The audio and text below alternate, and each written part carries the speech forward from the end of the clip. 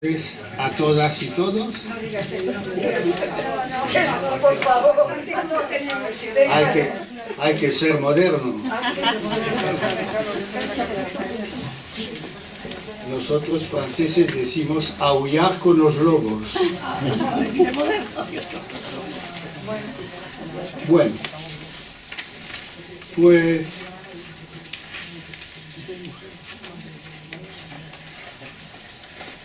nos toca, yo no diría estudiar, sino recorrer un capítulo entre los más importantes de la historia literaria española, la picaresca, y su proyección fuera de España.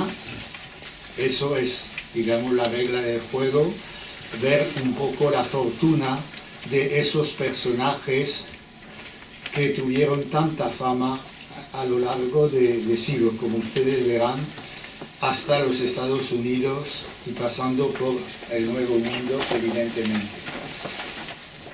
Bueno, primero hay que confesar, hay que reconocer que estamos ante un enigma bastante fastidioso, en la etimología de esta palabra pícaro. Se ha inventado varias soluciones. La más, yo no diría verosímil, porque siempre tuve mis dudas con esto, pero en fin, que vendría de la provincia francesa de Picardía, que existe, cuya capital es Amiens, con una catedral famosísima, y bueno, pues Picardía porque los españoles estaban en el norte de Francia. También nunca estuvieron en Picardía, estuvieron en las Flandes, pero en Picardía no. Que haya, digamos, una influencia o unas relaciones entre esta provincia de Francia y España, posiblemente.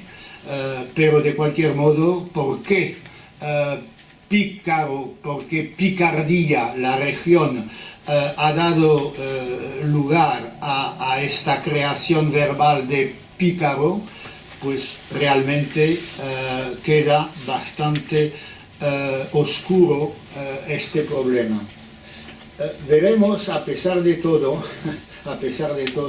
que, por ejemplo, el Lazarillo tiene como una de las fuentes, pero evidentes la fuente, un mozo de ciego picardo de Picardía, en lenguaje picar, porque el picardo como idioma pues existía, tenía, bueno, durante los siglos XII, XIII, XIV, ya en el XV se apaga, pero bueno, hubo una literatura, hubo unos cuentos famosos de tonalidad bastante cómica, siempre farsas, entremeses, y la verdad es que, como veremos, hay una relación entre la imagen, la silueta del Lazarillo, tal como ustedes la conocen, y este cuento del mozo de ciego, oriundo, por decirlo así, de la literatura de Picardía. Bien. Como introducción, vamos a fijarnos en 4 fechas esenciales. Si ustedes cogen este documento, el programa de hoy, pasamos directamente a la página 3, donde está el plan general. Etimología dudosa, controvertida, bueno, ya lo echamos fuera. Y los antecedentes, pues Apuleyo, el asno de oro. Pues, ¿cómo no? La última.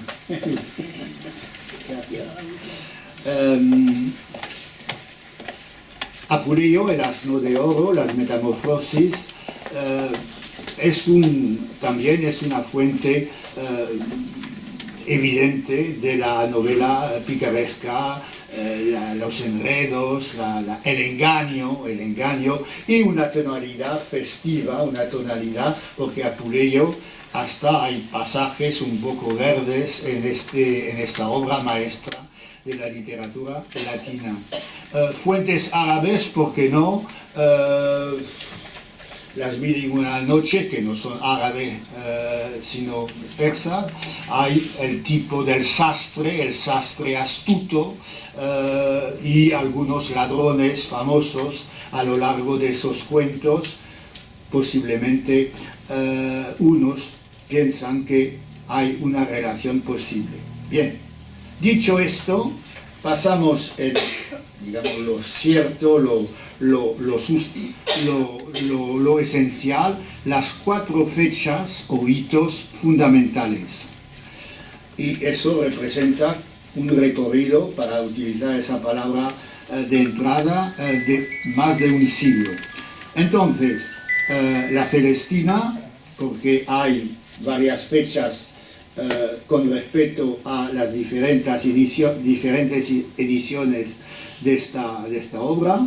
Después, las 3 ediciones misteriosas de este Lazarillo de Tormes, texto que sigue siendo anónimo. El Guzmán de Alfarache, que empieza en 1599, y la Pícara Justina, y como escribo, la constitución de un género literario. ¿Y por qué esta afirmación? Porque vamos a pasar a la página siguiente, la página 4. Si ustedes andan perdidos, que griten. Bueno, entonces estamos ante un grabado realmente fascinante. Salió con motivo de la primera edición de la Pícara Justina de López de Úbeda, y representa la nave de la vida pícara, a semejanza de la nave de los locos de la Edad Media, un motivo folclórico más bien de la cultura alemana, la Narrenschiff, la nave de los locos, y aquí está la nave de los pícaros.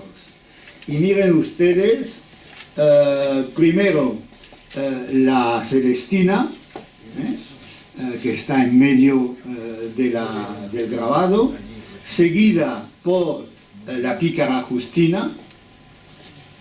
Después, detrás, viene con una pandereta Guzmán, pobre y contento.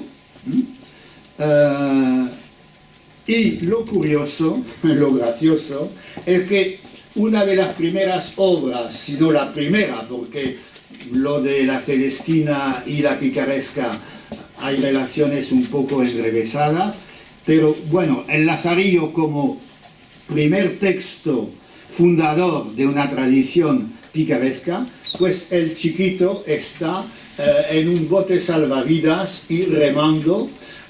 Hay unas versiones aún más pintorescas, porque realmente Lazarillo viene a la zaga de la nave pícara, mientras que aquí está en un buen lugar en el primer término del grabado.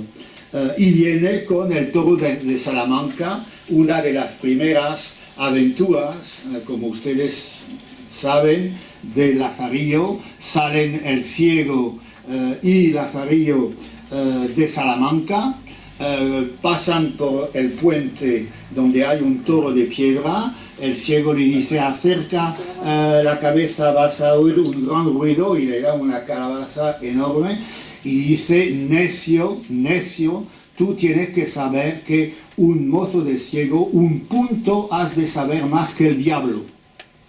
y después dice, bueno, me alumbró, un verbo un poco sospechoso, los alumbrados, me alumbró, y a pesar de ser ciego, me dio la luz, etcétera, etcétera. Una metáfora continuada, bastante llamativa y que con resonancias religiosas evidentes. Bien, ahora bien, estamos en 1605 y viene un espíritu que algunos llaman barroco, pues bueno, no añade nada, pero la verdad es que vean ustedes que esta nave va vagando, va zarpando hacia el puerto, un buen puerto. La imagen está en el Lazarillo, salir a buen puerto, el comienzo del texto, y en el puerto pues está un esqueleto, con en la mano, enarbolando un espejo donde hay desengaño. Y esto es realmente ya un matiz barroco muy evidente, el desengaño. Ahora bien, como por ejemplo en el Guzmán, es una serie de engaños, de trampas, y Mateo Alemán, como buen converso, está pensando a cada 2 por 3 en Dios, porque, bueno, no Mateo Alemán, pero el creador, su criatura, el Guzmán de Alfarache, soy malo, no, ¿cómo puede ser? Entonces perdona a Dios, o sea, esos inacabables páginas donde Guzmán pide perdón y se considera como el peor de los hombres, y tiene hasta cierto punto razón.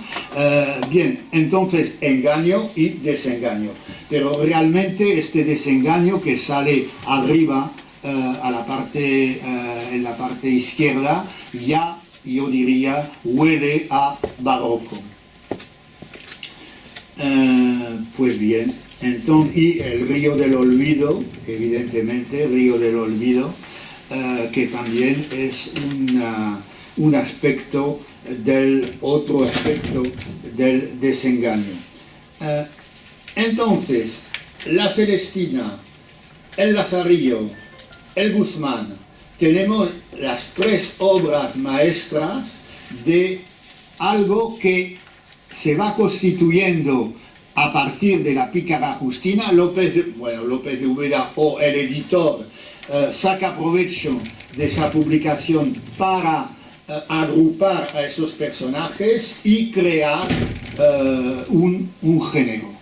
Y esta palabra género, que remite evidentemente a una categoría de la historia literaria, el género picaresco, vamos a ver que la emplea, esta palabra, el Cervantes en el Quijote, y representa también otro hito interesante. Bien, ustedes dirán, pero bueno,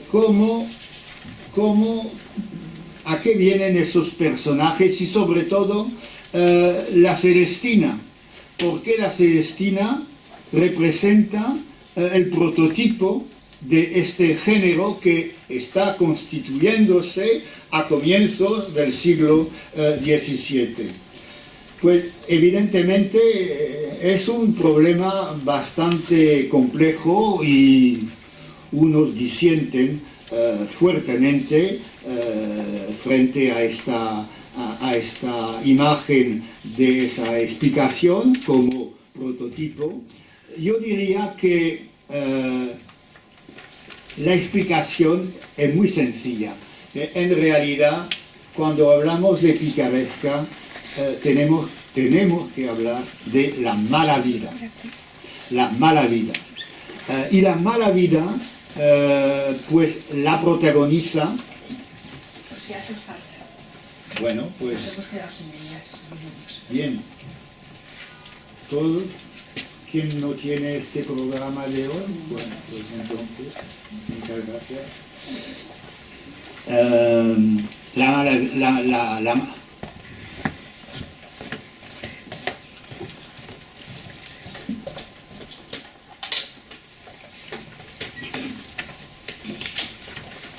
Entonces veamos un poco esta Celestina, o mejor dicho, la tragedia la comedia de Calisto y Melibea, esa pareja que puede competir con Ero y Leandro, los famosos enamorados de la antigüedad. Leandro que cruzaba el Bósforo para ver a su novia, y después Romeo y Julieta de Shakespeare, evidentemente, y Tristán e Isolda, o sea que puede considerarse que esa pareja es bastante semejante a las más famosas parejas de la historia de la cultura y de la literatura europea, pero un poco olvidada por varias razones. Bien, ustedes saben cómo comienza, o recuerdan cómo comienza la comedia de Calisto y Melibea. Calisto va corriendo en pos de un halcón. El halcón se refugia en el jardín donde está Melibea y dice Calisto: en esto veo, Melibea, la grandeza de Dios. Que es una frase sencilla, pero con esa frase uno puede ir a la hoguera, ¿eh? Porque los problemas que el pobre Fernando de Rojas tuvo, lo veremos cuando, por ejemplo, al final, porque la fortuna de la Celestina, inútil callarlo, uno de los textos más interesantes de nuestra época ha sido el texto redactado por Juan Goytisolo sobre la España de Fernando de Rojas, y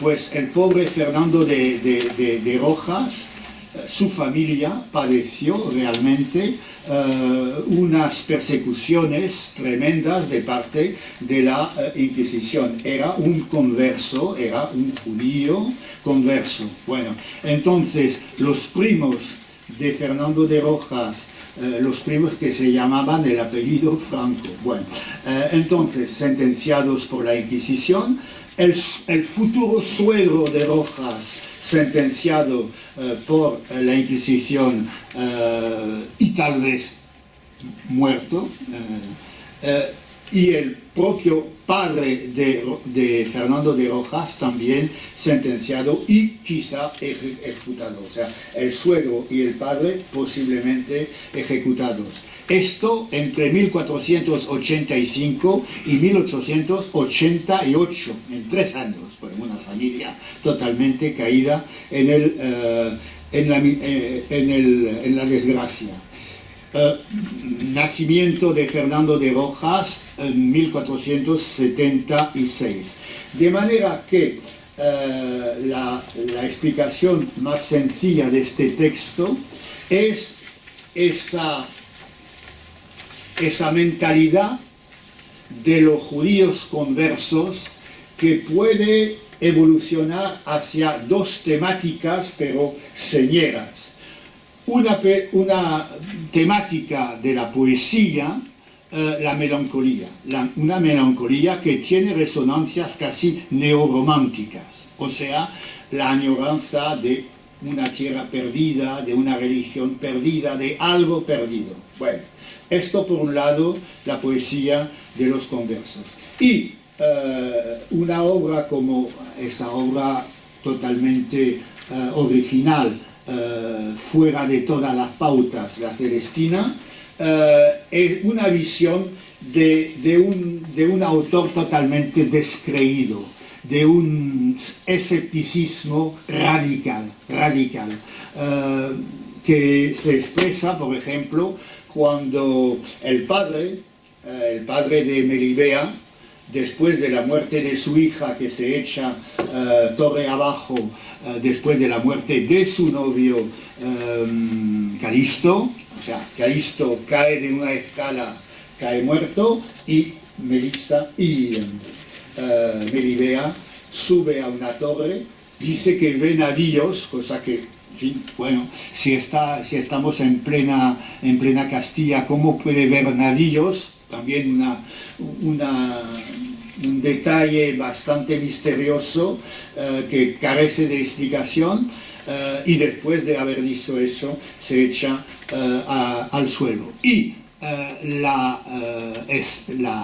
acto 21, porque consta finalmente la comedia o la tragedia de Calisto y Melibea de 21 actos, es un parlamento largo del padre de Melibea, y expresa su tristeza, evidentemente, pero una visión totalmente desengañada, pero no en el sentido religioso, sino en el sentido de a qué vamos por qué vivir. Porque vivir en un laberinto de errores, un desierto espantable, una morada de fieras, juego de hombres que andan en coro, lagunas llena de ciego, región llena de espinas, monte alto, campo pedregoso, y una retahíla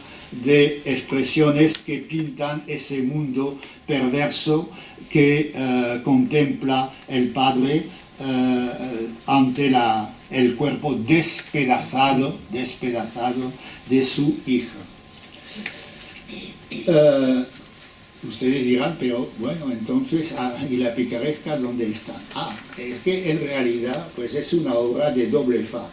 Hay el enredo amoroso, que es el más conocido, y también el más célebre, el más atrevido, porque en realidad pues hay relaciones amorosas seguidas en este jardín y en esta casa, merced a Celestina, que hace de mediadora, hace de alcahueta entre los dos enamorados. Bien, y entonces la parte picaresca la protagoniza evidentemente la Celestina, pero también el criado de Calisto, Sempronio, porque Sempronio vive con una compañera de la Celestina, y ustedes van a adivinar en qué consiste esa amistad con la Celestina. Es una prostituta, evidentemente. Entonces, Sempronio, en realidad, pues gracias a Sempronio, Calisto se encuentra con la Celestina, y la Celestina hace de alcahueta. Bien. Entonces, la Celestina, hay algunos detalles que pueden relacionarse con la mala vida o la vida picaresca, que todavía no existe. Pero hay ecos. Cuando uno lee esto después de haber conocido a Guzmán y a los demás y a toda esta gente mala, la alabanza del dinero, dice Celestina, todo lo puede el dinero, las peñas quebranta, los ríos pasa en seco, no hay lugar tan alto que un asno cargado de oro no le suba. Bueno, también Sempronio habla de la Celestina como una mujer avarienta, que utiliza su ciencia, su saber para hacer varias cosas, rehacer virgos, por ejemplo. Bueno, esto es una de las ocupaciones de esta buena mujer. En otro lugar, la propia Celestina habla de la madre de un criado suyo y dice que es tan puta vieja como yo. O sea que se considera como puta vieja, punto. Bien. He hablado de la pareja de enamorados, se me había olvidado un detalle y bueno, pues hay que decirlo cuanto antes.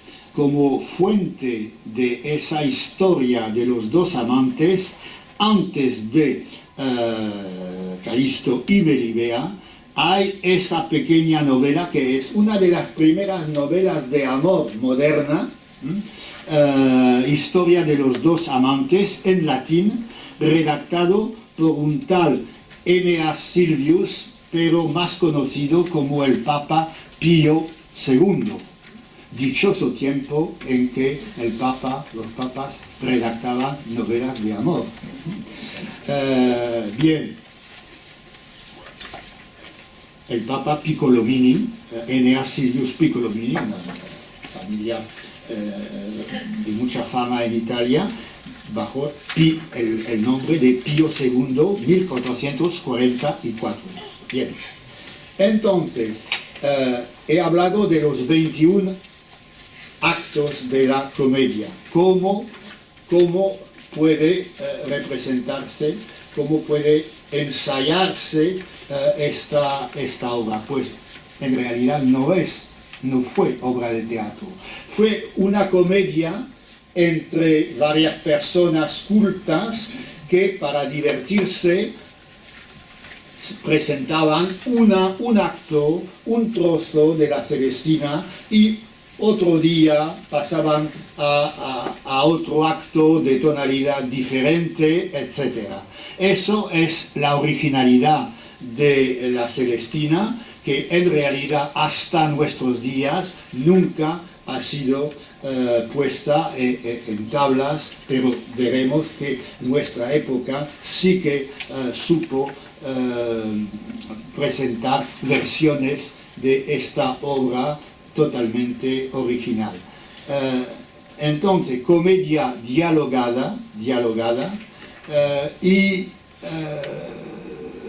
con una dicotomía total entre el enredo de amor y los pasajes tan llamativos, hasta enternecedores del diálogo entre los dos jóvenes, y este mundo, ese inframundo de la Celestina, que vive en una casa cerca de las Tenerías, que es un detalle. Por ejemplo, el bueno de Azorín, lo veremos, está totalmente enajenado con esas de las Tenerías, que son, ¿por qué las Tenerías? Sí, porque, bueno, es un detalle, pero viene repetida esa mención de las Tenerías, porque veremos que Azorín ha sido un lector muy atento de la Celestina.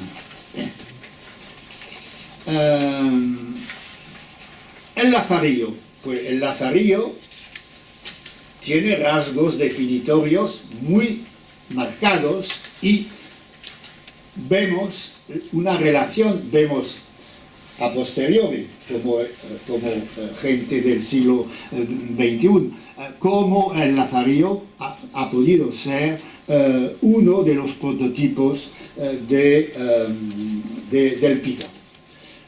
Primero, mozo de muchos amos, y después hasta hubo un título de una novela picaresca, Mozo de muchos amos. En realidad, tres importantes. El ciego, ya he hablado de él, un clérigo, un sacerdote, y un hidalgo en Toledo. En cuanto al sacerdote, podemos leer, o digamos echar un vistazo, a un texto que ustedes tienen en la página 6, que es un texto de este insigne Américo Castro, un prólogo a una edición del Lazarillo de 1935. Y entonces, en este pasaje que he rescatado, por una sencilla razón, hace Américo Castro un paralelo entre los diferentes amos y sobre todo el hidalgo del tratado tercero y el cura del tratado segundo. Tratado segundo el cura, ciego primero, cura y después el hidalgo. Lo gracioso es que el cura tiene en sus alforjas comida, pan, torreznos, todo esto. Entonces Lázaro puede sisar en las alforjas, puede beber porque hace un agujero en el jarro de vino y bebe con una paja. Y esto es el grabado del siglo XIII donde se ve en esa famosa región de Picardía el mozo de ciego entre las piernas del ciego bebiendo con la paja el vino ustedes saben que con el tacto del ciego se dio cuenta el ciego de la trampa y entonces deja que Lazarillo se instale bien a sus anchas entre las piernas del ciego y le da una calabazada enorme y dice el narrador, dice el Lazarillo, que hasta hoy ha quebrado los dientes que hasta hoy no tiene. Eso es un detalle del realismo del Lazarillo. Todavía no tiene esos dientes quebrados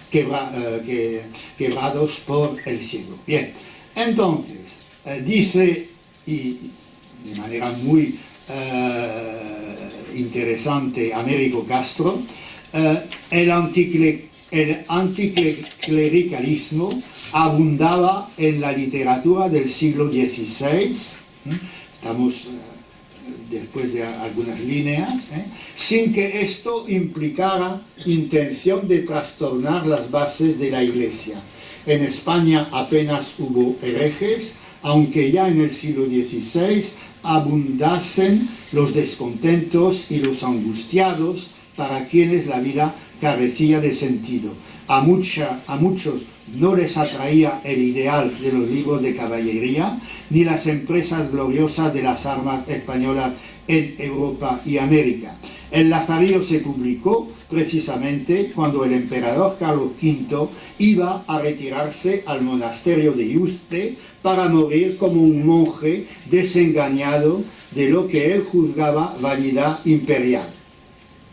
Es significativo que termina el Lazarillo mencionando el año en que, entre comillas, nuestro victorioso emperador en esta insigne ciudad de Toledo entró y tuvo en ellas cortes y se hicieron grandes regocijos. Aquellos tiempos estaban ya lejos de 1554, el año en que salen las tres versiones de la novela, y un escritor tan excelente como atrevido presentaba como falso e ilusorio un mundo en donde las altas cualidades de los cristianos nuevos no eran estimadas. Pues se armó toda una serie de interpretaciones o de hipótesis sobre el autor del Lazarillo, un monje agustino, por ejemplo.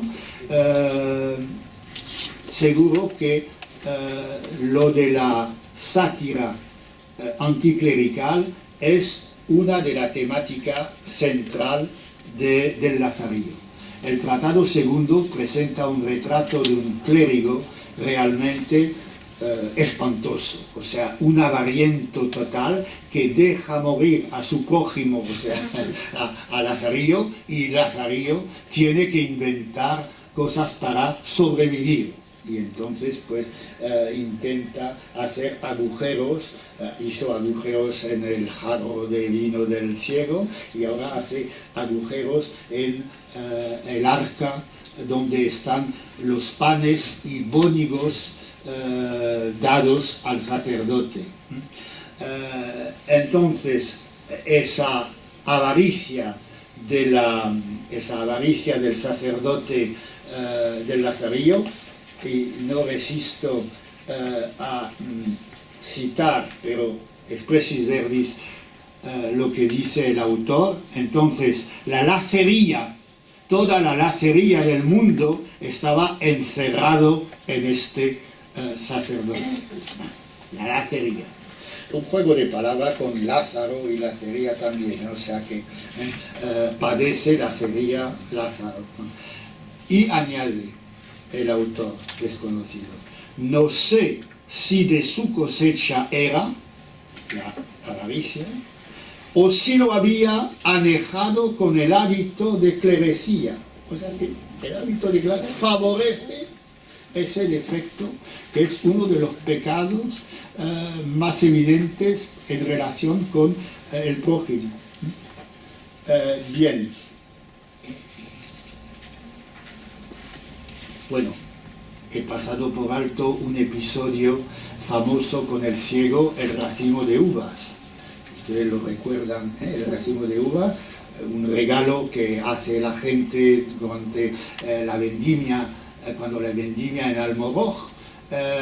Entonces, bueno, el ciego dice a Lázaro: bueno, voy a coger una uva, tú vas a coger otra, y así se acabará el racimo de uvas. Y pronto el ciego empieza a coger 2 uvas. Entonces Lázaro reflexiona y coge 2 uvas y aún más y aún más. Bueno, acabado el racimo, el ciego está con el racimo de uva en la mano. O sea, hay un sentido, unos detalles realmente espantosos, de una sencillez, pero de una fuerza de sujeción sugerente extraordinaria. Entonces dice: engañado me has, engañado me. Y Lázaro dice: pero bueno, ¿cómo es posible? No, yo he comido con... ¿Y sabes por qué sé que tú me has engañado? Porque cuando comía 2 a 2, tú callabas y te las arreglaba como podías. Bien, y esto forma parte de la admiración de Lázaro para con el ciego, su sagacidad, su inteligencia, etcétera, etcétera. Bien, el clérigo realmente es un personaje totalmente negativo. Y lo gracioso en el Lazarillo es que poco a poco se va estrechando, se va reduciendo el horizonte de Lázaro. ¿Y cuál es el horizonte de Lázaro? Comer, la temática del hombre, que también es una temática de la picaresca. Entonces, como decía yo, con el ciego las alforjas llenas de regalos de las beatas que le daban, etc. Porque sabía oraciones y con los ojos, etcétera. Bueno, o sea, el verdadero hipócrita, pero ganaba su vida con esas oraciones. Bien. Segundo, el arca del clérigo. Bueno, hay comida en el arca, pero ¿cómo conseguir esa comida? Pero por lo menos hay. Tercer tratado, el hidalgo, ya no hay nada, porque es un mísero total. Se ha marchado por una cuestión de la negra honría, de la honra totalmente estúpida. Se ha enfadado con un vecino suyo y solo le queda la espada y la capa y nada más. Y entonces el problema es cómo comer. Y lo gracioso es que acaba Lázaro dando de comer a su amo. Bien, entonces ya tenemos una temática con el Lazarillo que realmente puede explicar esa relación entre prototipo y la tradición. Bien, después viene el Guzmán. Bueno, no vamos a meternos en ese océano novelesco del Guzmán, pero hay la trampa, el juego, la mendicidad. Guzmán aprende a pedir limosna, y hay toda una serie de reglamentos para pedir limosna y para conseguir dinero. Y primera parte, segunda parte del Guzmán. El Guzmán, después de varias aventuras, pues está en las galeras, como sentenciado no a muerte, pero a cadena perpetua, por decirlo así, y entonces se entera de una conspiración, de algo que están inventando los presos, los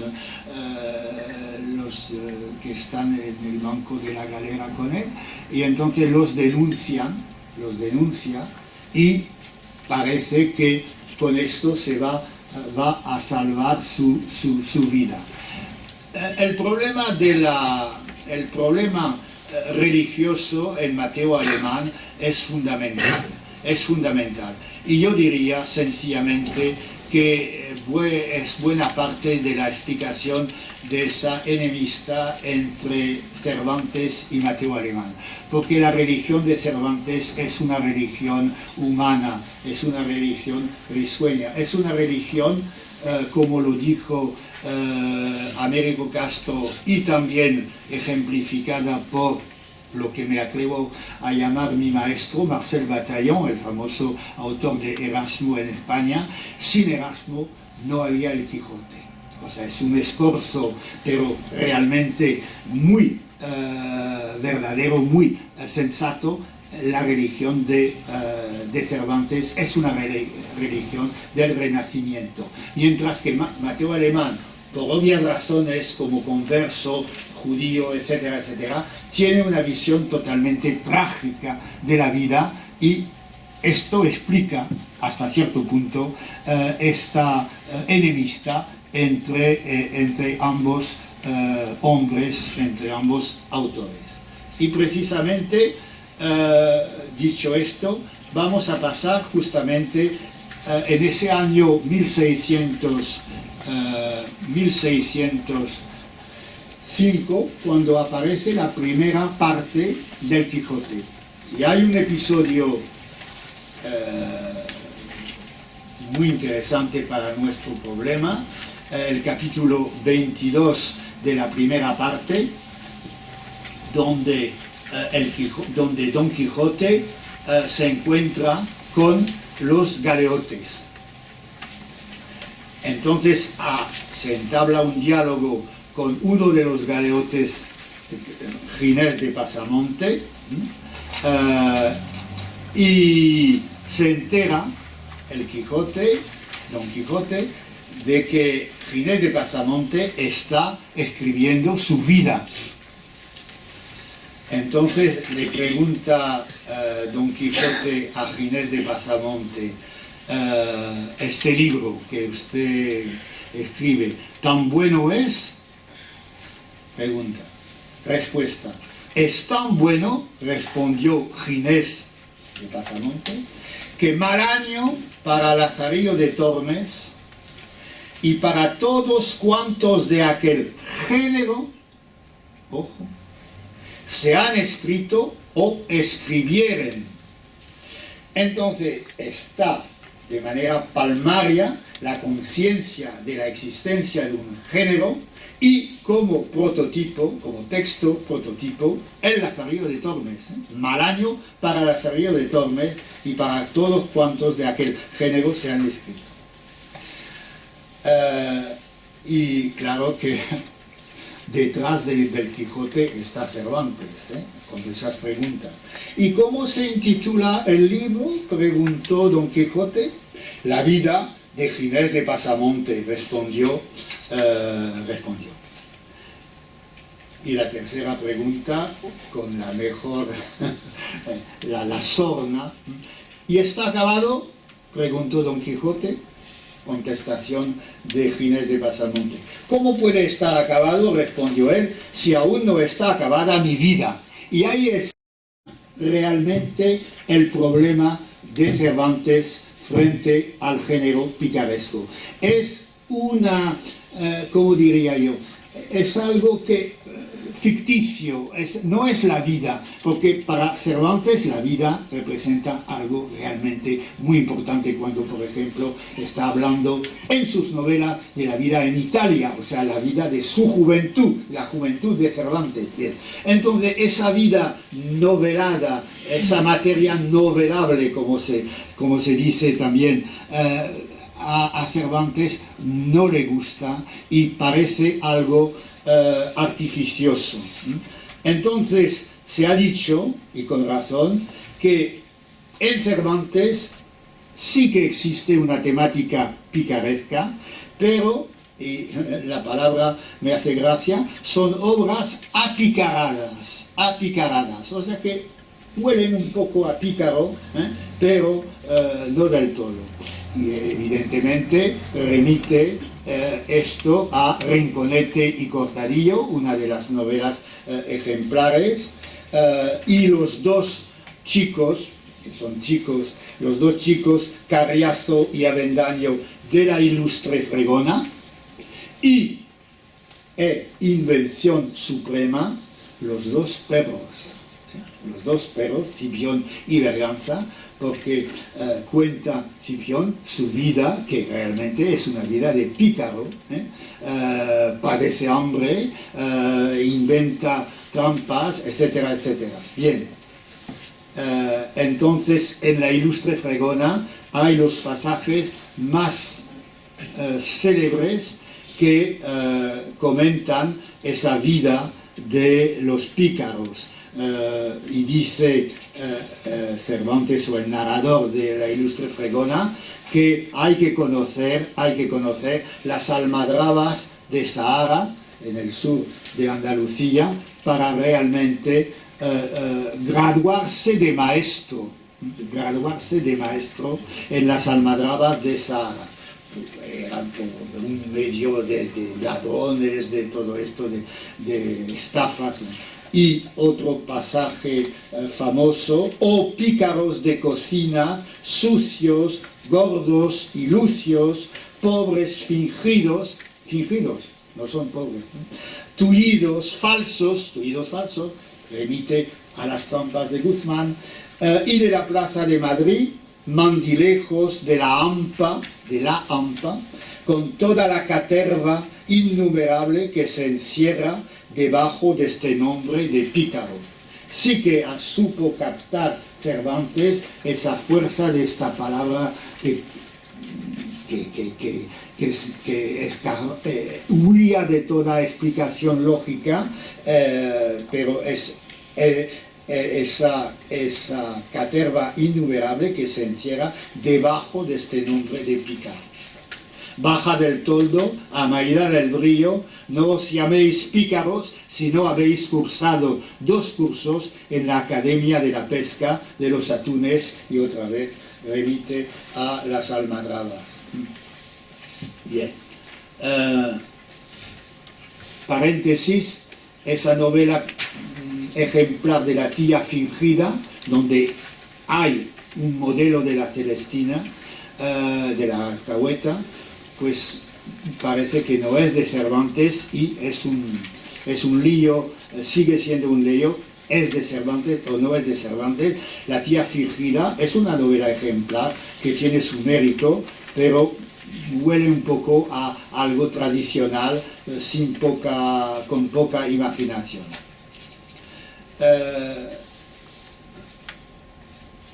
Hay que mencionar el enjuiciamiento muy positivo de Alfonso de Valdés para con la Celestina, una lengua perfecta, dice Alfonso de Valdés en su famoso Diálogo de la Lengua.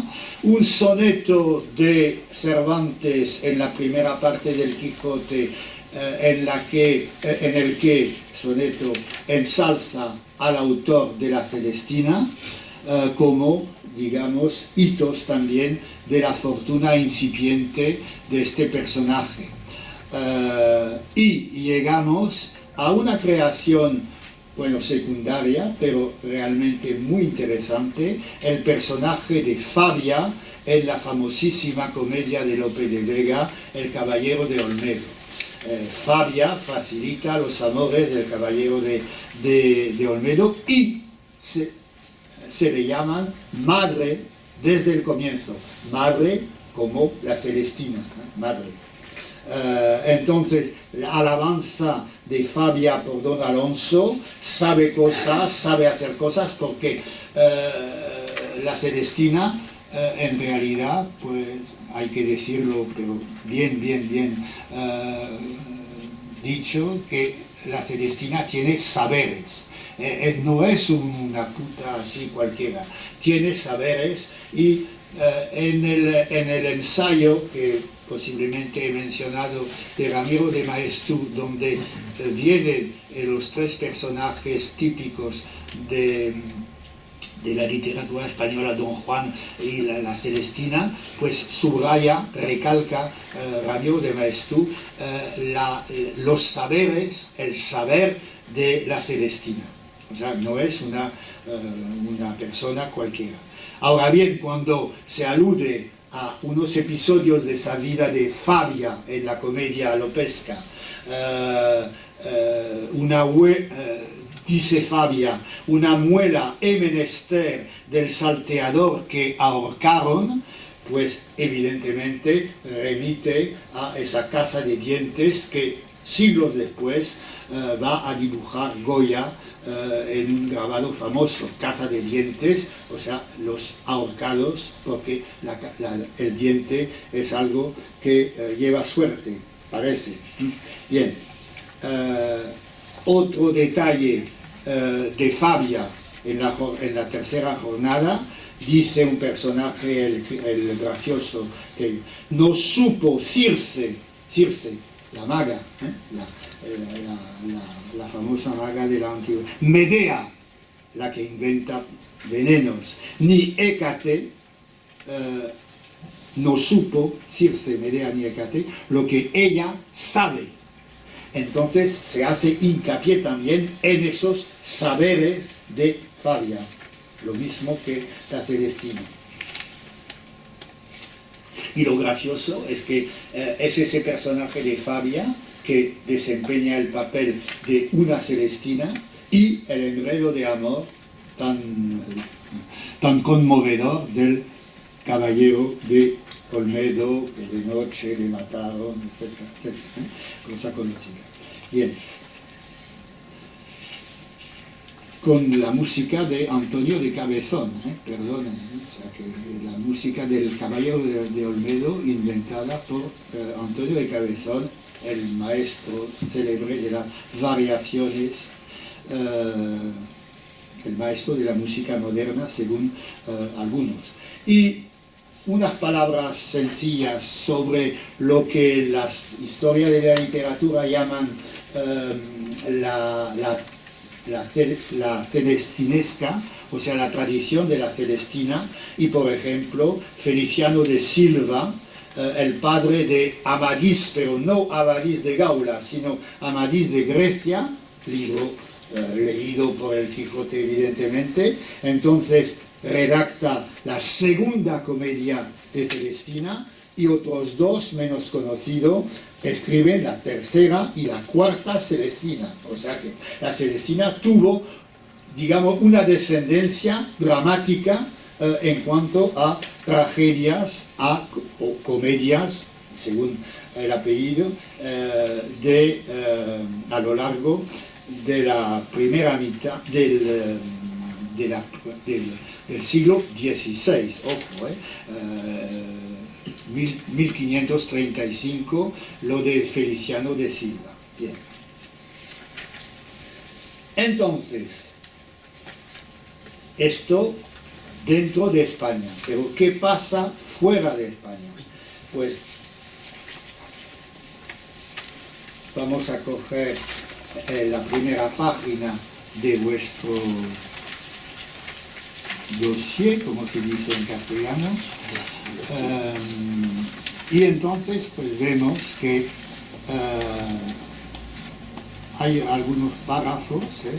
El primer párrafo son los 4 hitos que he distinguido, y después 1612, la hija de la Celestina, una novela de Salas Barbarillo,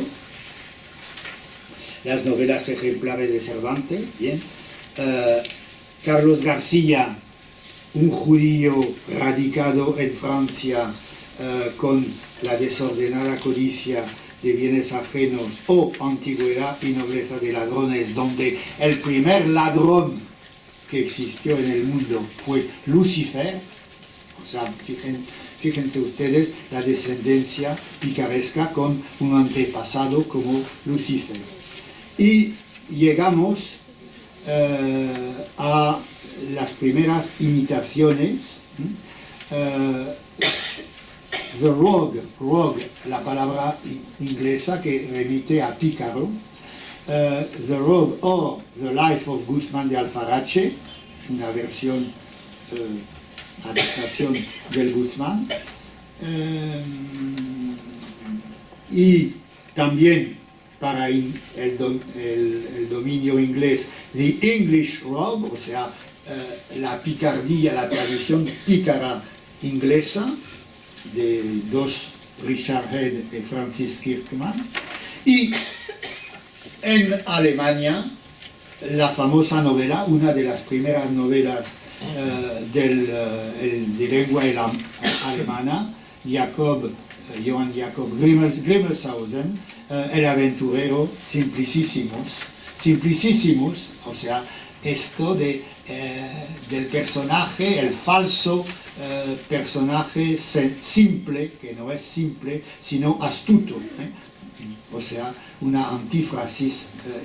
Y el año siguiente, la versión femenina, la pícara, que supo aprovechar Bertolt Brecht para su pieza de teatro, su drama, Mère Courage, en francés, Madre con Coraje, no sé cómo habrá un título, supongo, en español que se me escapa.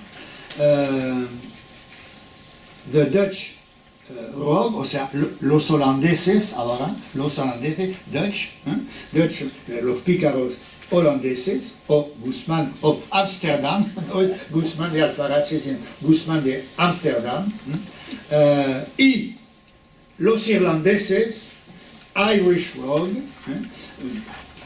Estos son títulos que realmente no me pregunten de qué tratan, bueno, tratan del pícaro, pero yo no conozco esas obras, les confieso llanamente. Son investigaciones que tendrán su explicación al final, cronológico, por ejemplo, en cuanto al dominio inglés.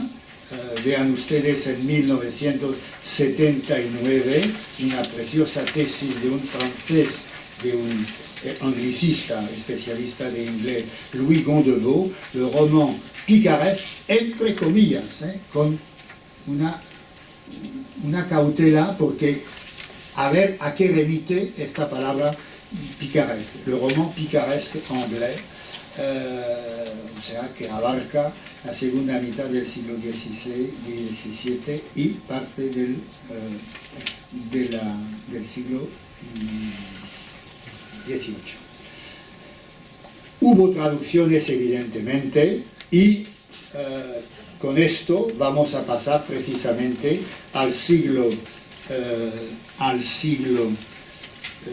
XVIII, con una obra maestra, indudablemente, una obra maestra, que tuvo muchísimo éxito a lo largo de 3 siglos, el famoso Gil Blas de Santillana, de Le Sage.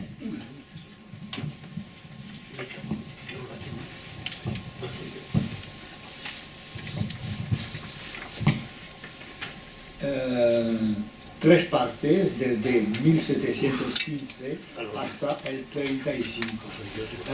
Le Sage es uno de los pocos hispanistas franceses, conoce muy bien el teatro del siglo de oro, ha imitado un montón de comedias, ha traducido comedia y ha redactado esta novela utilizando...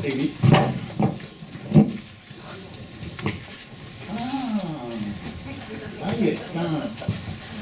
Esa es la serpiente que está debajo.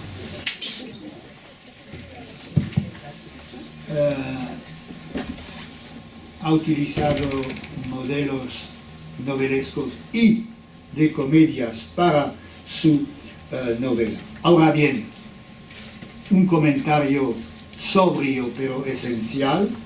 Gil Blas de Santillana es mozo de muchos amos, de algunos amos. Uno de sus amos es nada menos que el duque de Lerma, y eso permite a Le Sage hacer una sátira del gobierno español cuando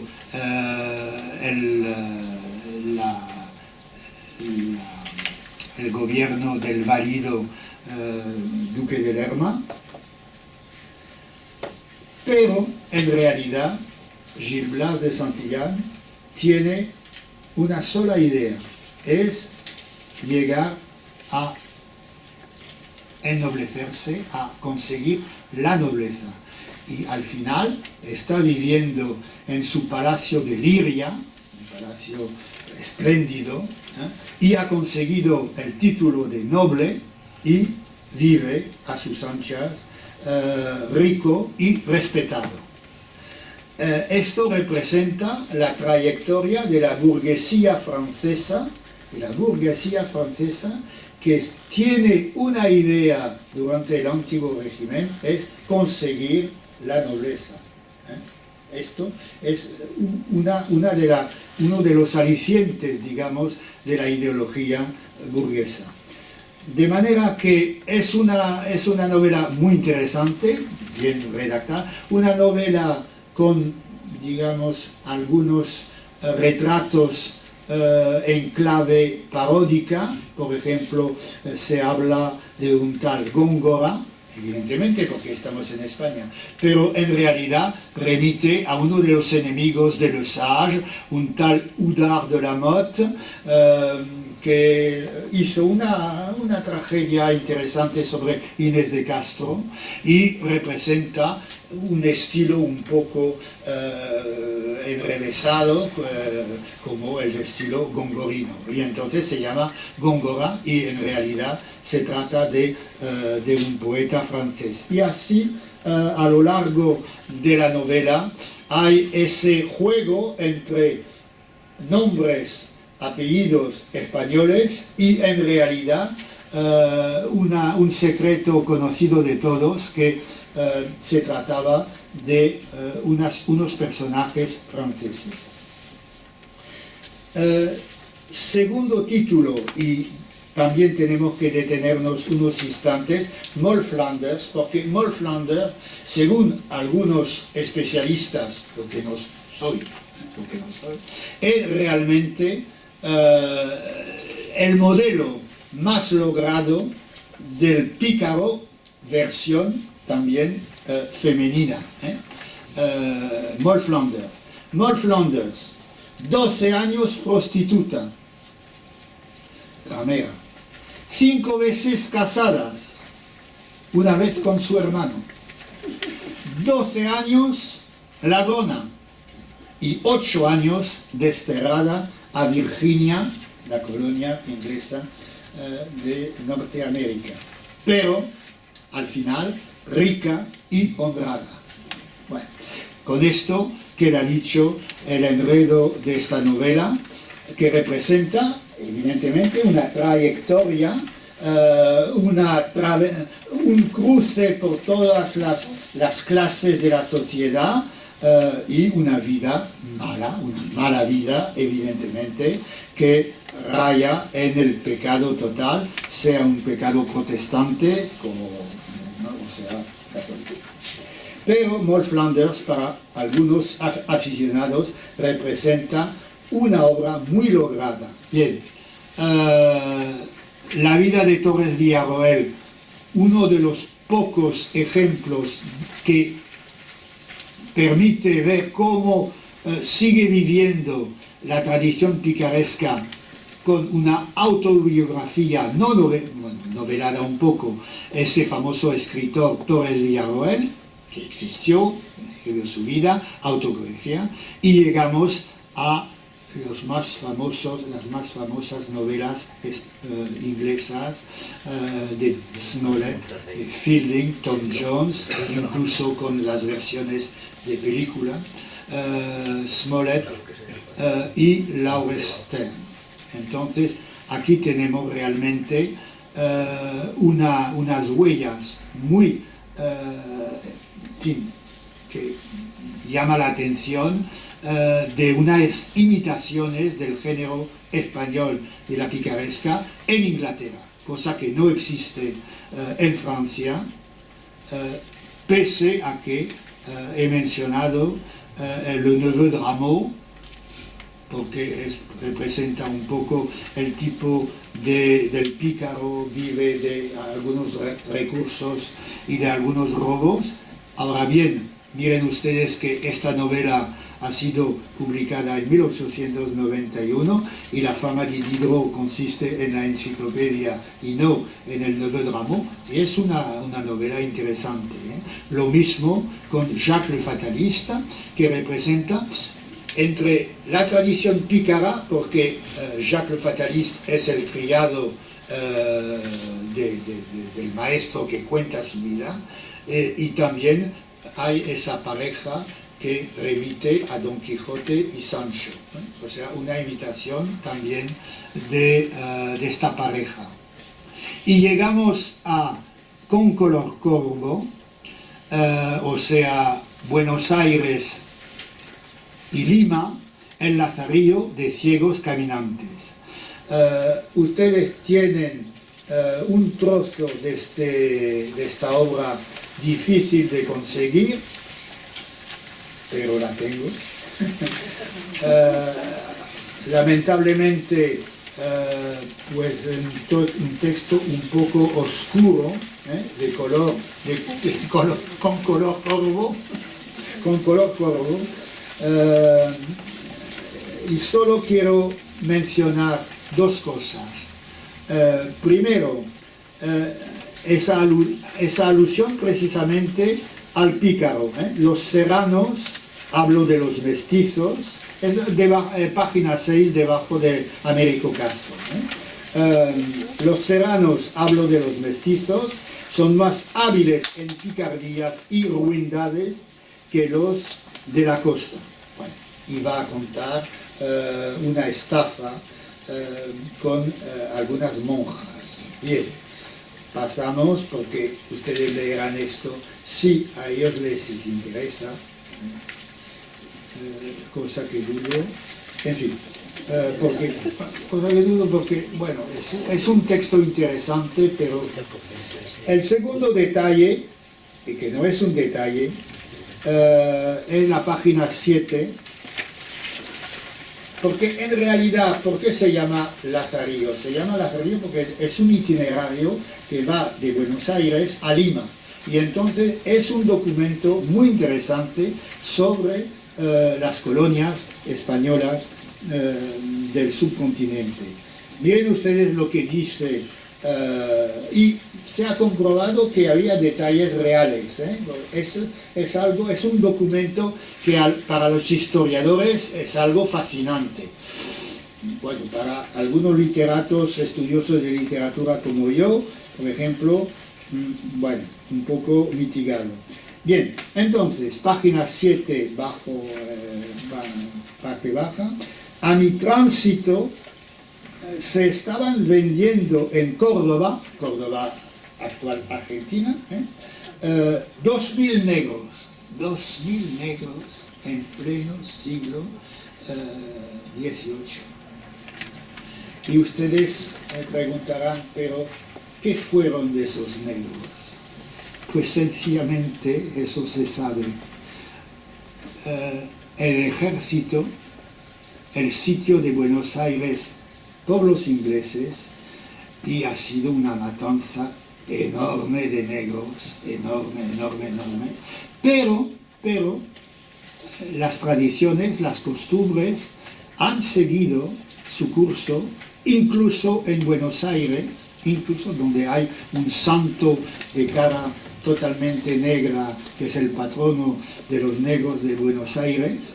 Cuando vi esto en Buenos Aires me quedaba boquiabierto, y quedó el tango, que el tango es una palabra africana y remite desde el origen a ritmos africanos, modificados después, pero tango, hay que saberlo, es una palabra africana.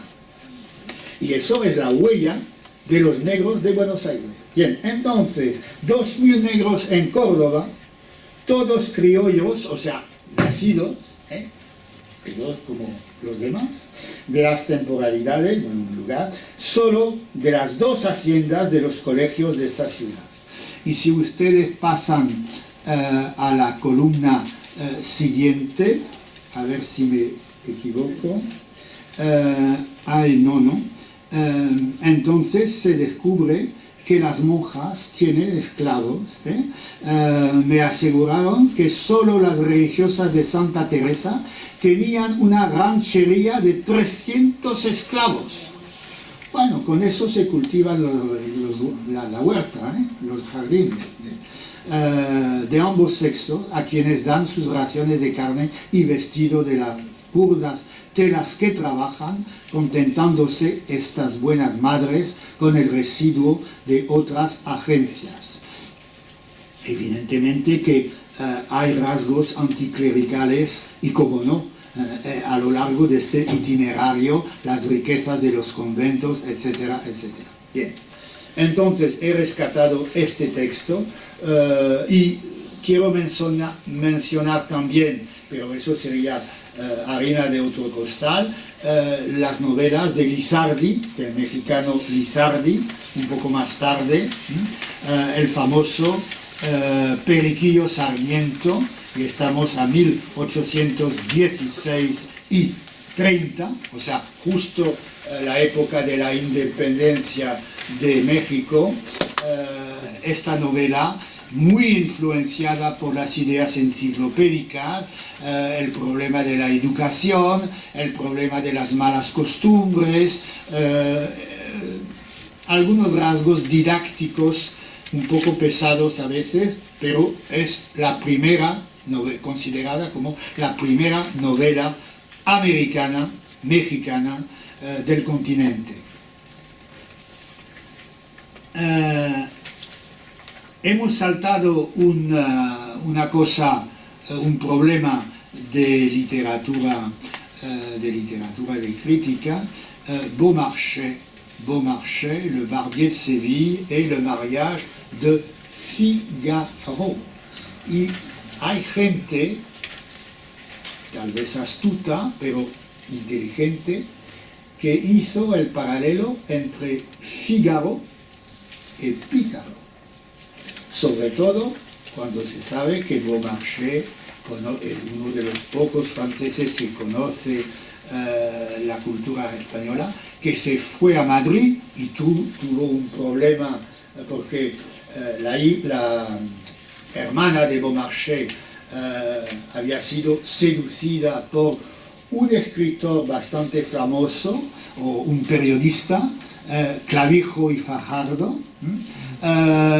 El incidente, por decirlo así, fue rescatado nada menos que por Goethe en su Clavigo, porque la J planteaba problema, Clavigo, un drama de Goethe que alude a esa pasión entre la hermana de Beaumarchais y el periodista Clavijo y Fajardo. Bien. Entonces, Figaro, Pícaro, hay cierta verosimilitud o posibilidad. La hipótesis no es del todo descaminada. Pero en realidad se ve que Beaumarchais se inspiró sobre todo del Gil Blas de Santillán y de los dos personajes que son criados en la novela de Le Sage, sobre todo un tal Scipión, que como criado de muchos amos representa un posible modelo también para Beaumarchais. Bueno, pero la cosa de Figaro y Pícaro me parece bastante interesante. Y llegamos a una creación original, ya que se trata de Víctor Hugo, siempre hay originalidad cuando se habla de Víctor Hugo. Entonces se trata de una de sus dramas más famosos, Ruy Blas, y la creación de un personaje, Don César de Bazan, primo del hombre malo, el hombre, o sea, la dicotomía entre el bien y el mal. El malo es Don Salluste, que tiene su policía secreta, y como quiere vengarse de la reina de España, Ana de Neubourg, la mujer, añadiría yo, desgraciada de Carlos II, todo imitado por las memorias de Madame d'Aulnoy, las famosas memorias tan maldicientes sobre España de Madame d'Aulnoy, que viene a ensanchar, viene a multiplicar los escritos anti-españoles para preparar la guerra de sucesión, para preparar la opinión a una guerra de sucesión en España. El famoso nieto de Luis XIV. Bien, entonces en ese ambiente muy español, hispanizado, grato a Víctor Hugo, viene ese drama, la venganza de Don Salluste. Don Salluste quiere vengarse de la reina. Entonces imagina lo siguiente: como se da cuenta de que su criado, Ruy Blas, está enamorado de la reina, descarta al primo, que es un bandido, Don César de Bazan, le manda a África, a los presidios, y presenta en la corte de España a Don César de Bazan, que es en realidad Ruy Blas, que ha aceptado esto para acercarse a la reina. Entonces hay al comienzo este diálogo entre los dos primos, el malo, Don Salluste, el bueno pero pícaro, precisamente Don César, y Don Salluste empieza a proponerle una posibilidad de enredo, de trampa, y como se niega Don César, entonces Don Salluste escoge a su criado para llevar a cabo su venganza. Entonces dice Don Salluste à Don César: Une marquise me disait l'autre jour en sortant de l'église, quel est donc ce brigand, primera palabra importante, brigand, que remite hasta cierto punto a pícaro. Quel est donc ce brigand qui là-bas, né au vent, nariz al viento, se carre, l'œil au guet, el ojo avispado, et la hanche en avant, plus délabré que Job, más mísero que Job, et plus fier que Bragance. Bragance, Portugal, pero forma parte de España. Bueno. Drapant sa gueuserie, sustantivo del adjetivo gueux, que es otra traducción posible de pícaro, le gueux. En inglés, rogue. Ben, la gueuserie, avec son arrogance, et qui, froissant du poing sous sa manche en haillon, la manga harapienta, l'épée à lourd pommeau qui lui bat les talons. Ah, es un pícaro que tiene una espada, entonces no funciona. El pícaro no tiene espada. No tiene espada. Entonces es una mezcla entre el pícaro y, como lo dice muy bien esa edición que ustedes tienen, Victor Hugo se divierte, s'amuse à graver en quelques vers une figure de gueux digne de Callot. Jacques Callot, un artista famosísimo, que representa el estado anterior a Watteau en cuanto a los personajes de la comedia italiana, y que también tiene una serie llamada Les Desastres de la Guerre, Desastres de la Guerra, antes de Goya, la Guerra de 30 ans, Guerra de 30 años, y también de la comedia italiana. Entonces, para los franceses hay esa influencia de Callot, innegable, pero también algún rasgo, por Dios, de la cultura española que Victor Hugo conocía muy bien. Pero claro que la espada no forma parte del traje del pícaro. Promène sa mine altière et magistrale, y el último verso encantador, sa cape en dents de scie, la capa harapienta, dientes de hierro, et ses bas en spirale, inspirant. Don César contesta, vous avez répondu, c'est ce cher Zafari, porque se llama Zafari entre los bandidos. Donc se va a llamar Don César de Bazan entre bandidos. Non, monsieur, non, j'ai rougi, monsieur. La vergüenza. Eh bien, la dame Harry, la marquesa, se ha reído. Voilà, j'aime beaucoup faire rire les femmes. Vous n'allez fréquentant que spadassin infâme, espadachines, des clercs, des écoliers doux comme des moutons. No son espadachines, son estudiantes como corderos. Partout on vous rencontre avec des jeannetons, aventuras amorosas de Don César. Y entonces Don César de Bazan, que ha leído el teatro español, como Victor Hugo, dice, oh Lucinde d'amour, Lucinda, nombre muy de la comedia española, oh douce Isabelle, por antonomasia, eh bien, sur votre compte, on en entend de belles, porque en realidad es gente honrada, son chicas simpáticas, y entonces, pues, parecen, pues, prostitutas o amigas de bandidos. Quoi, l'on vous traite ainsi, beauté à l'œil mutin, à qui je dis le soir mes sonnets du matin. Entonces, poeta también, Don César, hace versos. Y el final, enfin Matalobos, totalmente inventado por Victor Hugo, Matalobos, ce voleur de Galice, qui désole Madrid malgré notre police, porque Sallust es jefe de la policía en Madrid y no puede prender a Matalobos. Il est de vos amis. Bien.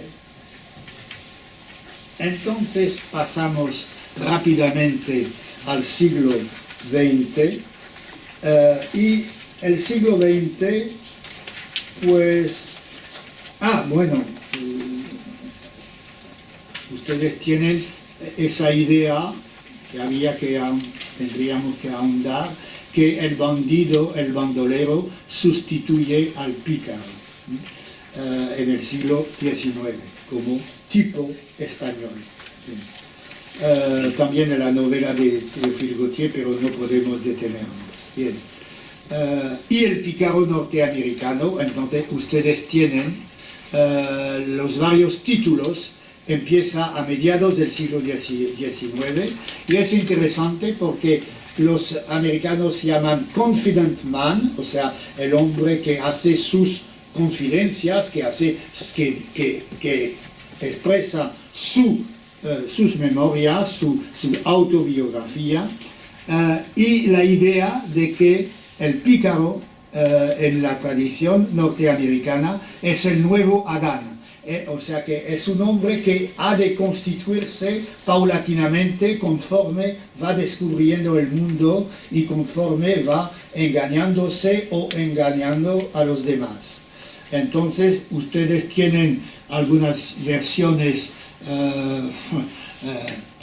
tradición pícara de Melville, Confident Man, y también evidentemente de Mark Twain, la famosa novela Huckleberry Finn, que tiene su tradición cómica, porque no hay que olvidar la comicidad, la dimensión cómica de la novela picaresca española.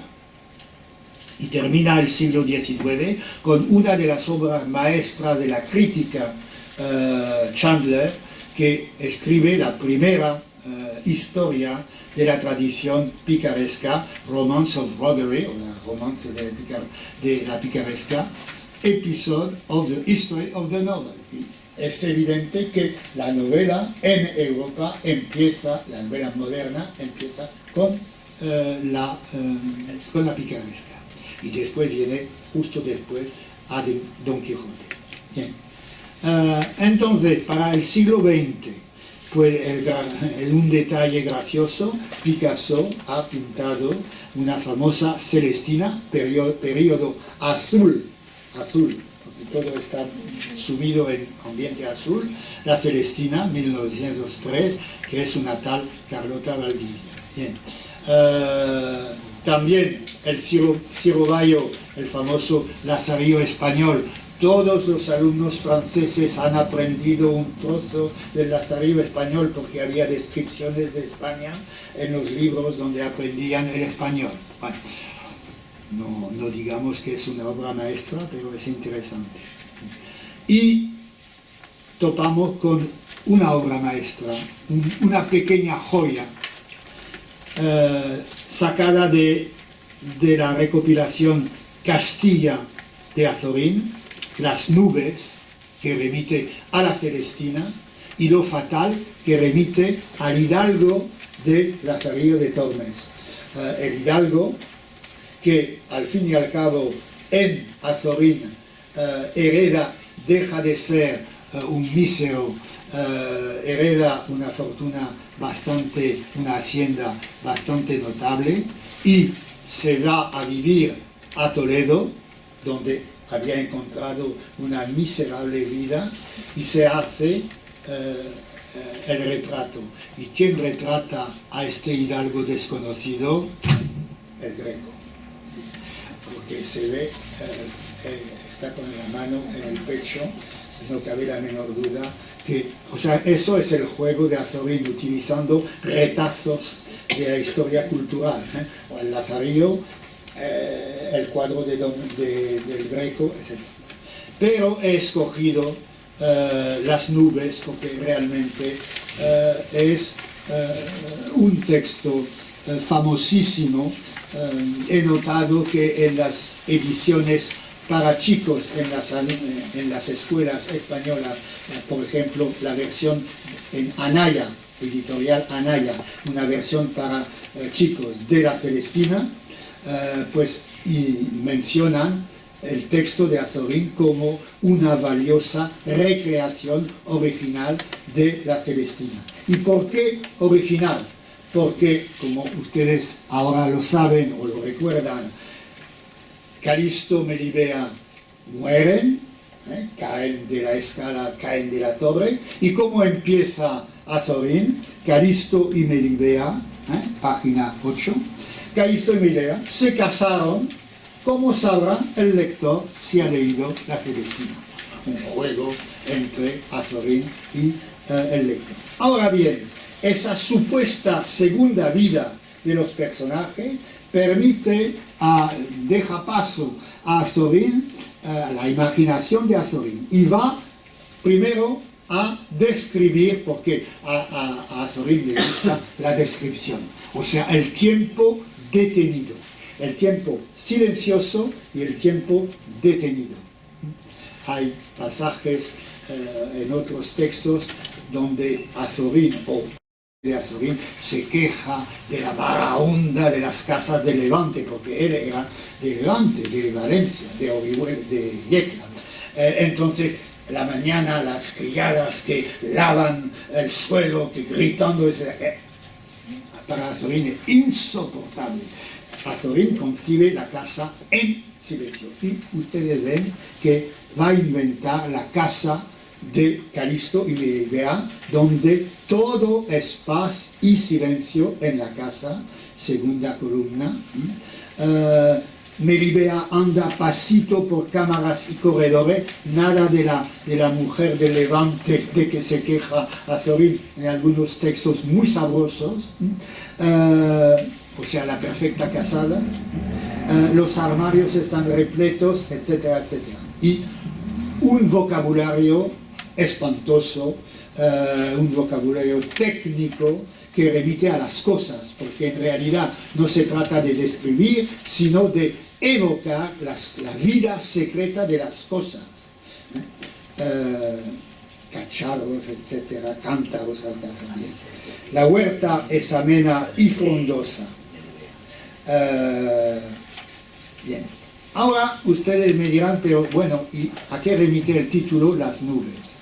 Pues las nubes porque en realidad Calisto está sentado en segunda página, página 9, en el solejar, sentado junto a uno de los balcones.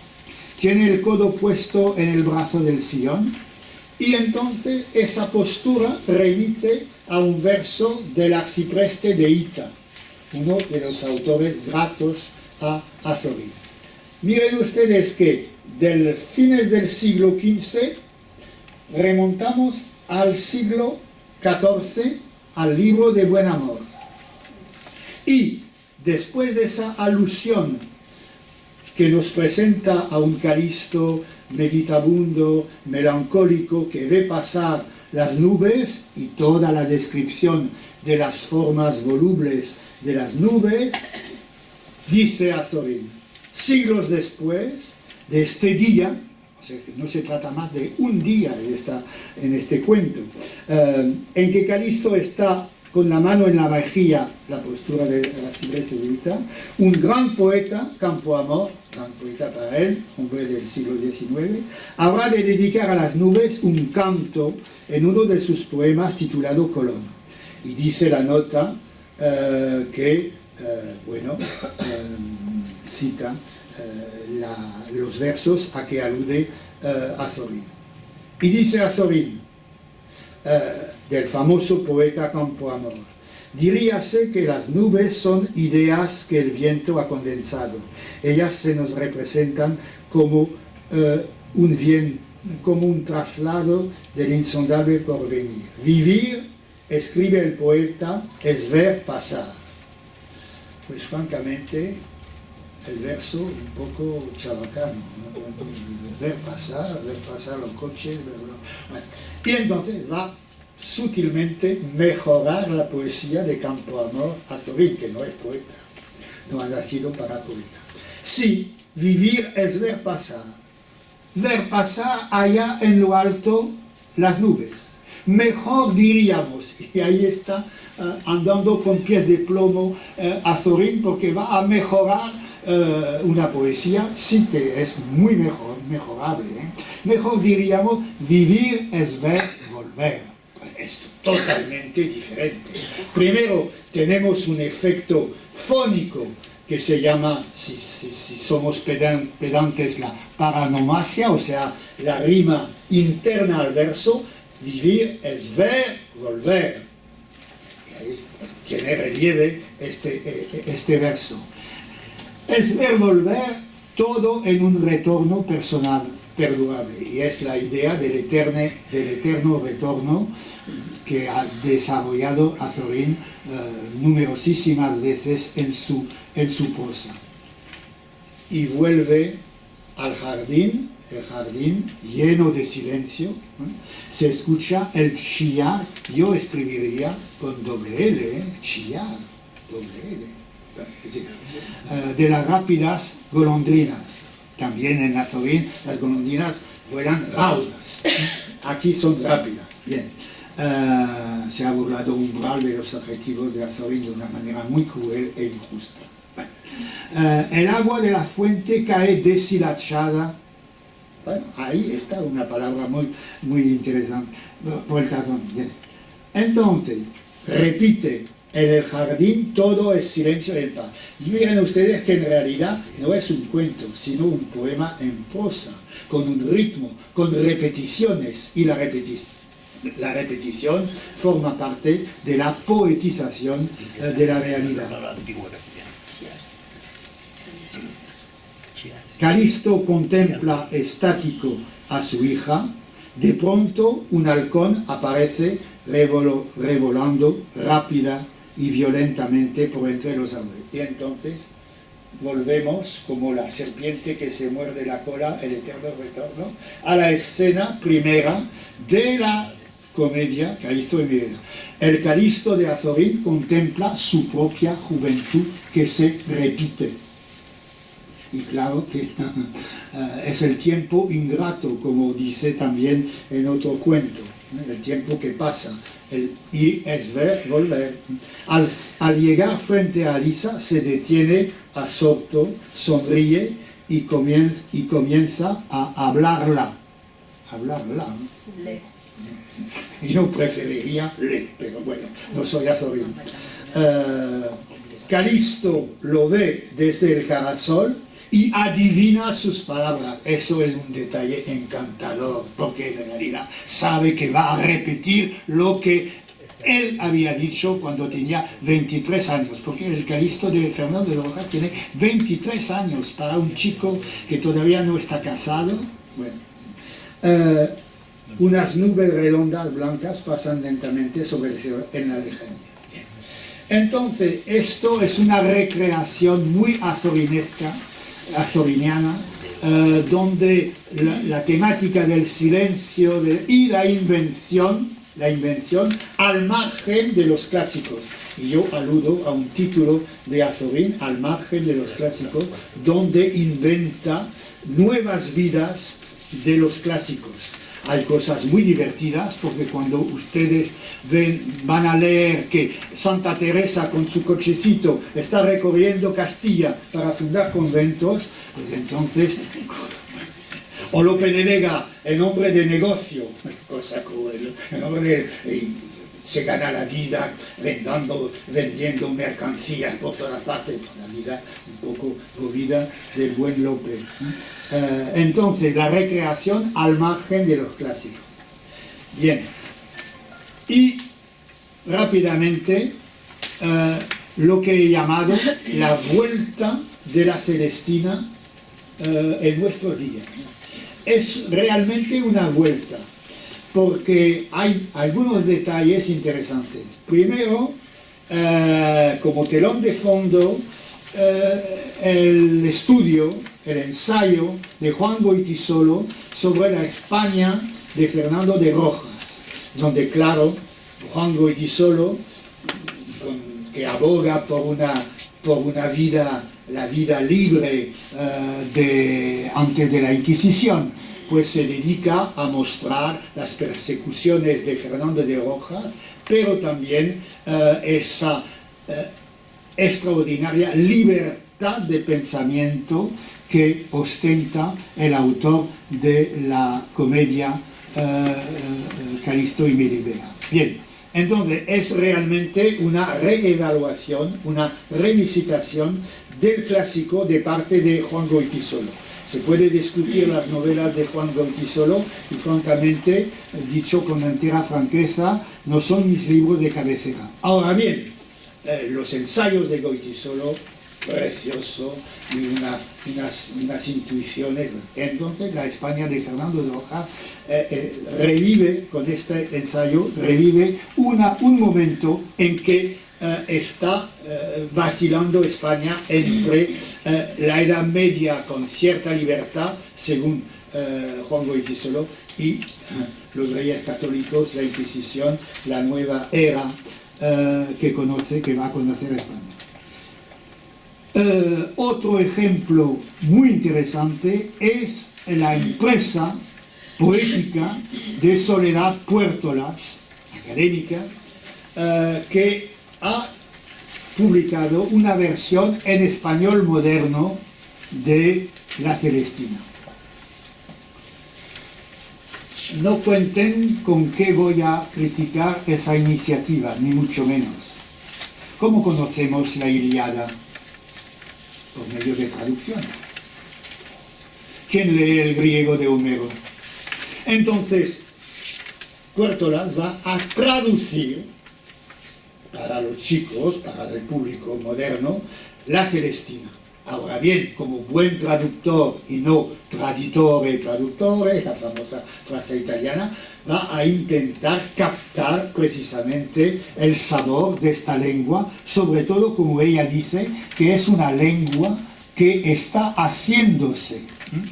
Ustedes lo verán en este artículo, esa idea de que no solo porque estamos a comienzos del siglo XVI, claro que un decenio después habla Alfonso de Valdés, Diálogo de la lengua, es una lengua que todavía está haciéndose. Entonces, fascinada por ese estado de la lengua, intenta Soledad Puertolá captar el espíritu de Fernando de Rojas y confiesa lo interesante que ha sido su trabajo, e incluso contesta a los que pueden criticar su trabajo, y me parece un texto muy interesante. Bien, entonces, y finalmente, porque la Celestina cobra una dimensión dramática, teatral, que había perdido desde siglos, nuevas versiones dramáticas por medio de esa famosa actriz Nuria Espert, ayudada por un canadiense, Robert Lepage, un teatro, bueno, ustedes lo tienen aquí en la cronología, en 2006, si no me equivoco. Ahora bien, sin reacción patriotera, dicen que antes del trabajo que hicieron juntos, había el trabajo de Antoine Vitesse con una Celestina que era nada menos que Jeanne Moreau. Ahora bien, no la Jeanne Moreau joven y, en fin, bueno, dechado de cierta belleza, eso no cabe la menor duda, sino la Jeanne Moreau vieja y envejecida, que hizo un papel de la Celestina deslumbrante. Entonces, ese ejemplo de los años 80, Antoine Vitesse y Jeanne Moreau, representa una evolución, es un hito en la fortuna de la Celestina que representa realmente la nueva vida de esta obra de Fernando de Rojas. ¿Y por qué? Porque en realidad pues rebosa esa idea de libertad, esa modernidad que subraya también Soledad Puertolás, que subraya Juan Goytisolo, porque todavía no ha imperado el control de la Inquisición con este texto. Eso es la idea. Y entonces pues se capta un momento en que España sigue viviendo un modelo de vida libre y sin trabas alguna, Bien. Entonces, pues rápidamente la conclusión. Pues la conclusión, ustedes la tienen, son esas ideas generales de la conclusión. Flexibilidad fascinante del pícaro, desde el estereotipo, un pícaro, y en nuestra época, un pícaro, hasta dimensiones míticas. Guzmán no. Lazarillo de Tormes, difícil. Pero un ambiente mítico a raíz de la creación de Fernando de Rojas, de la mala vida de la Celestina, del texto, sí. Y entonces eso explica. Yo diría, siguiendo otro de mis maestros que ustedes tienen aquí, la única edición crítica valiosa de las novelas picarescas, 1968, Maurice Moyau, es descendiente de judíos sefardí, Moyau,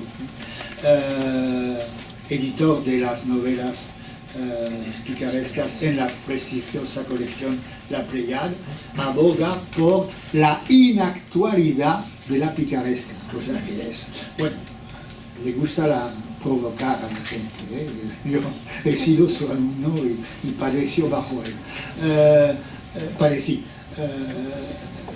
la inactualidad de la novela picaresca, hasta cierto punto tiene razón. Francamente, Guzmán no tiene relación con nosotros. La Celestina sí, a pesar de todo.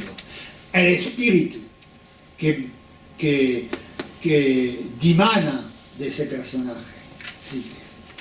Bueno, entonces la dimensión mítica sí que puede existir, un género difícil de definir y sin paradoja alguna explica la fortuna de este género, porque en realidad se dice pícaro, pero se piensa en aventurero, vagabundo, trotamundos, etcétera, etcétera.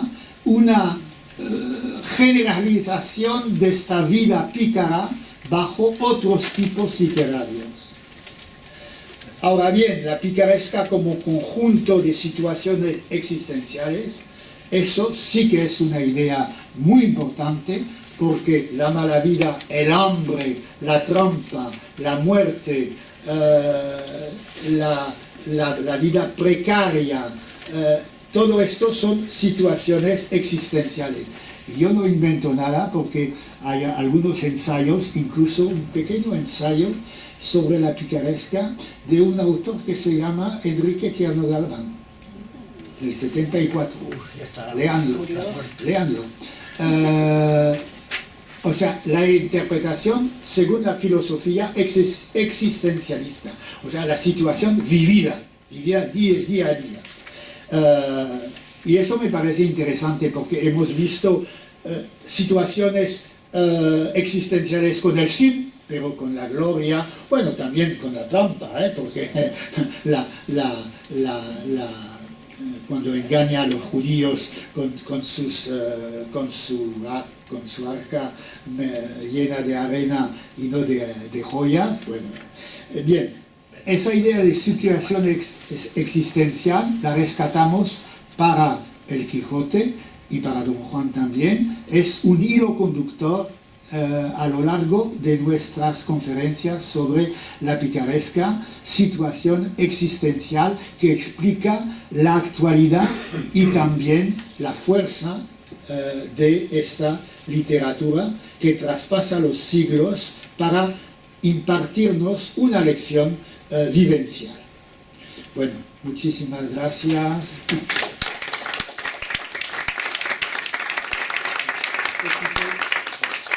Un poquito más corto que la vez pasada. Hasta la próxima.